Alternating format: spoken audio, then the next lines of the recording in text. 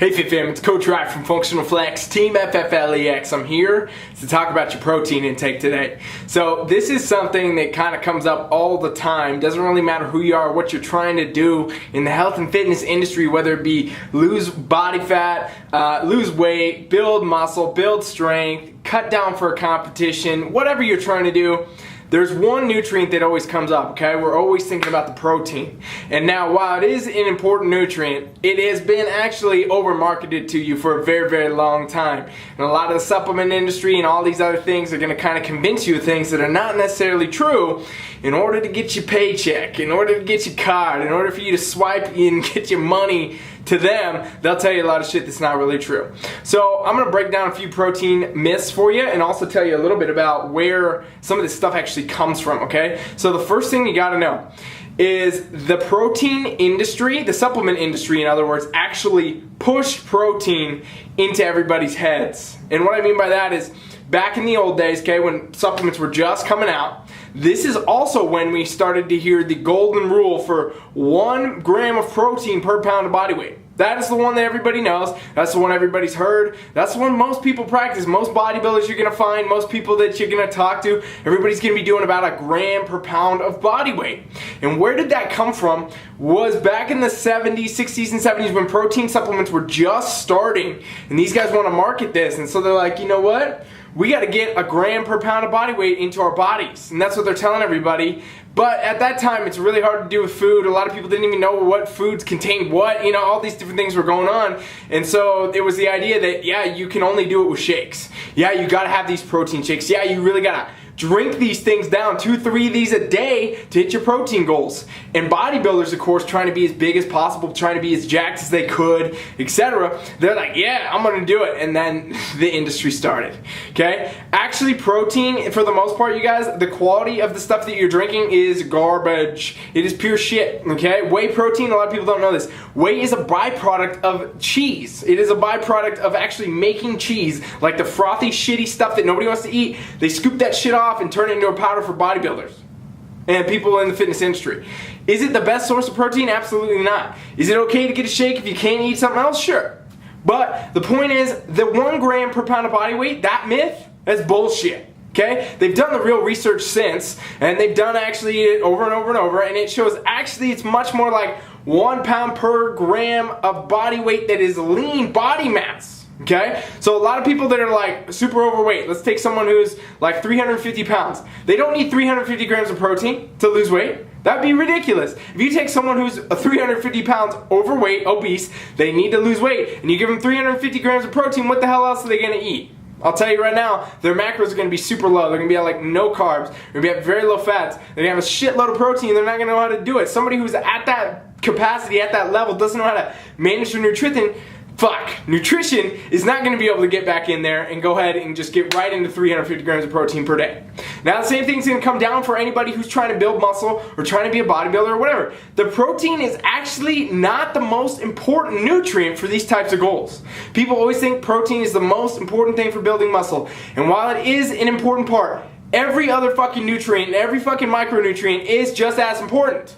Okay? You can build muscle with a lower protein intake. Vegans, for example, a lot of them do not have super high protein. They can still build quality body mass. I coach a lot of vegans, and it's because you gotta mix their macros differently. It's more about how your body assimilates protein, more about the quality of the protein you get than the actual gram amount, okay?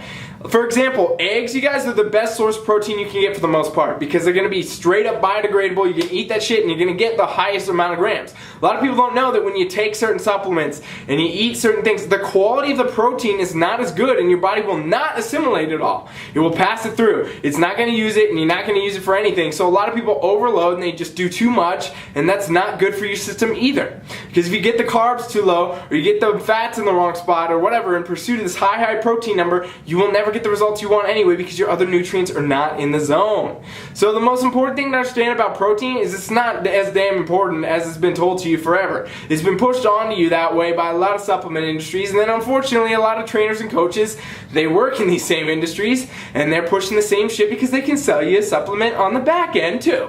Okay? Truth, straight up, answer right there. protein's not as important as you think it is. So what exact amounts do you really need to be focusing on, you guys? Is the amount that fits your goals. What I mean by this is that depending on what you're trying to do and where you're at and what your health history is and what your gym history is and all these other different fucking things, it's going to determine what amount of protein you need to be having, where you need to be, and what you need to be trying to focus on in the day-to-day. Okay? A lot of people overcomplicate this and they'll sit around trying to eat just like straight chicken breast and things like that because it's lean and it's going to keep them lean. Not necessarily true. Not necessarily true. What's going to keep you lean, what's going to get you in the body fat burning zone is getting well balanced macros, okay? You want to have your proteins, your carbs, your fats, and your fibers in the right spots. And once you get that down, then you're going to get results because you'll be able to be consistent with it. For example, if somebody tries to juice their protein way high, drop the carbs all the way, that's technically a keto diet. I haven't seen many people last very long doing a keto diet. So what's going to happen is you're going to get short-term results and they won't last in the long term. Versus if you balance your macronutrients out, you get your protein, your carbs, your fats, and your fibers in the right spot, and it's easy, it's balanced, it's sustainable, you're in a caloric deficit, but you can manage it in your everyday life, then we're going to get long-term results. Because you're going to burn fat, and you're going to be able to keep it off. Because you didn't do anything crazy, extreme, or drastic, or something you can't sustain in everyday life. And that's how we're going to get results there. Same thing comes when you're trying to build muscle, except it's actually even less important, okay? The protein content is actually less important when you're trying to build muscle. Go figure. Actually, what most people need when they're trying to build muscle is higher carbs. And why higher carbs? Because in a caloric surplus, which is what you need for muscle building, okay? We're in maintenance here. We gotta get the calories up higher to grow mass. Otherwise, your body's not gonna grow. Simple equation. Can't make gains if you're not above caloric maintenance. Now you gotta get up there, but protein itself is actually thermodynamic. Now what that means is it burns as it digests. And it's burning some of the calories that comes with it. Okay? So like let's say in a 4 ounces of chicken breast or something like that, let's say there's 150 calories, whatever, just a random number, and you're gonna eat that, you're actually gonna burn some calories trying to burn that. So you're not gonna actually get the full 150 calories, which is gonna make it harder for you to build mass, because again, the goal is to have the caloric surplus. Now carbs. Carbs are a very fast and quick nutrient. You're going to get those, simple sugar, right in the body, boom, gains.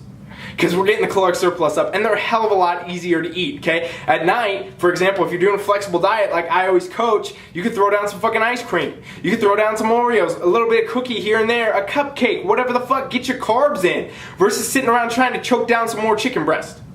So if you get your protein in the right spot, which is not as high as you think, and then you can juice your carbs up for a very, very long time. Fats you can do the same thing with, but fats you don't want to get too high because you'll get adverse effects. Carbs, however, can be fully manipulated up and down. So if you're trying to build muscle mass, it is intuitive to you to actually raise your carbohydrates, keep your protein level, keep your fat level, and keep raising carbs. I got people I coach that are on like 700-800 grams of carbs a day. It's insane. Okay, but they're getting bigger and they're staying lean. And that's the point. The point is, you gotta fit for you, you gotta fit for your goals, and you gotta keep your nutrients in the right spot. So, if you're trying to burn fat, you drop your calories, you keep your protein moderate, you keep your carbs moderate, you keep your fats moderate, you do something sustainable. You're trying to build mass, you do the same damn thing, but you get those calories up. Whatever way you guys can get your calories up or down is what's going to produce the result. So when it comes to your protein and what amounts you actually need, it comes down to your very specific body, your specific goals, and I encourage you to get a coach for this stuff. Don't just wing your protein intake. Don't just think, oh, I ran a little calculator on Google and that works. You guys, the calculators are bullshit. Don't do 1 gram per pound of body weight. That's bullshit. Don't waste your time with these things. Figure out what you need for your body and get to work on it. If you can get yourself a coach, you can afford to get a nutrition coach. You can afford to get a coach that knows how to do macros, etc. for you and your goals, custom built. That's going to be key, because that's going to make sure that you'll be able to sustain it in the long term. See, what happens is most people will get a set of numbers, they'll get a set of calories, they'll get a set of protein, whatever, and then now they're practicing it for like 4 weeks, and they're doing it for 6, then they're doing it for 8, then they're doing it for 10, 12. You guys, you can't stay on the same damn calories, you can't stay on the same damn macros, you can't stay with the same levels of proteins and carbs and fats and fibers. You got to continue to adapt and adjust as you make progress. Let's go back to our 350-pound obese person, for example. If they lose 30 pounds, get down to 320, their carbs and their fats and their proteins and their calories and the fibers and all these things need to change with them, because they just changed. See, people don't think of this. You gain 5 pounds of muscle, now you gotta go ahead and raise your calories. You gotta adjust all the macros again. You gotta start the process over. As the body adapts, you have to adapt with it. And your calories, your macros, your proteins, carbs, fats, and fibers must adjust with it, otherwise you're not gonna get results. And this is where so many people get stuck. They plateau. They're following this fad diet, or they're following this bro nutrition. They're doing some bullshit, and they just do the same thing. You sit right here, you coast for a very long time like that. So I encourage you guys to get a coach, somebody that you can have adapt shit for you, move shit for you, keep going, or learn it yourself. Okay, this is not impossible to learn on your own. It is difficult, and it will take time, but you can progressively, gradually do it. If you're a competitor of any kind, absolutely get a coach. If you're just the average everyday gym goer and you want to learn some stuff for yourself, invest some time, do some research. Everybody watching this video should do research no matter who you are or what you're doing. Even if you have a coach, learn this stuff, okay? The protein question comes up all the time, and I don't know why it still comes up. All the information is out there. It's readily available. I'm preaching it to your damn face right now. You guys should learn this shit for yourselves so you can understand better. Whether you have a coach or you don't, or you're gonna get one or you don't, it doesn't matter. You're gonna know more, and you're gonna be able to help yourself, you're gonna be able to help other people, and that's what fucking matters. So go learn some shit, pay attention, don't worry as much about your protein, don't fall for the supplement industry scams, keep fucking kicking ass on your goals. Coach Rye is out.